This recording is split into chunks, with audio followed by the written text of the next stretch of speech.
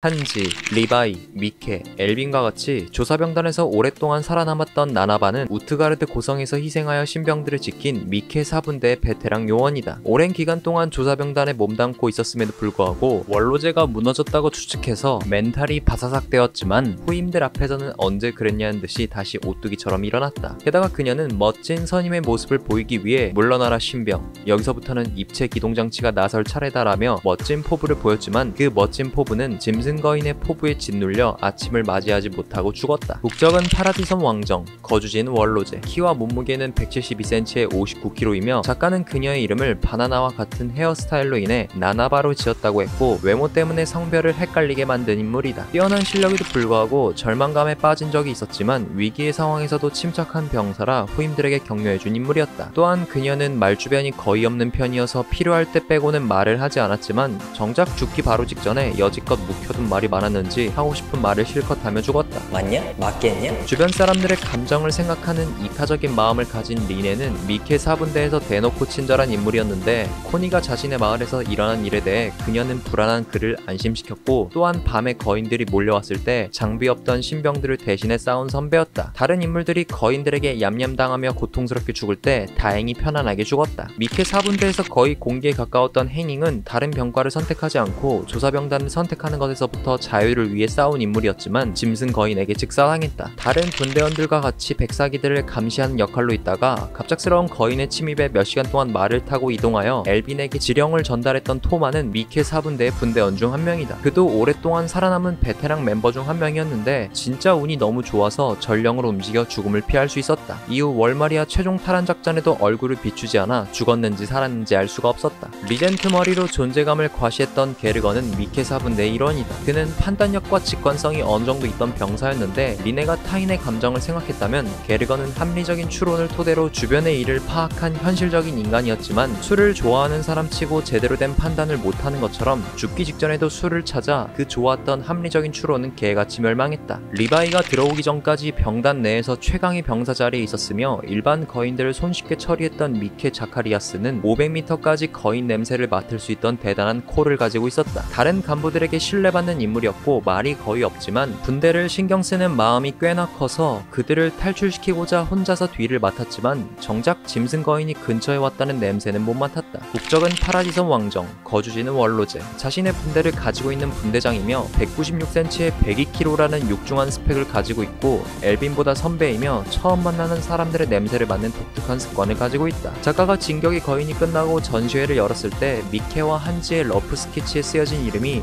각각 야마다 타로와 야마다 하나코라는 이름이었는데 원래 이 둘을 가족관계로 설정하려 했던 게 아니냐 카더라 썰이 있었다. 용감한 마음과 책임감 있는 성격, 그리고 분대원들과의 신뢰 등 리더십 있는 성격으로서 단장이 아니더라도 단장이 될 수 있을 법한 것들을 전부 갖추고 있었다. 게다가 후각으로 인한 빠른 판단력은 조사병단이 더 나락으로 갈 수 있는 상황에서 그나마 좀 나은 상황으로 갈 수 있게 만든 선택지를 제공했고 또한 그의 명대사인 싸움을 계속하는 이상 아직 진 게 아니야 라는 대사는 2022년 최고의 유행어 중요한 건 꺾이지 않는 마음으로 귀결되지만 정작 입체 기동장치를 짐승 거인에게 빼앗겨버려 그 마음은 한순간에 꺾여버렸다. 맞냐? 맞아. 끝났다.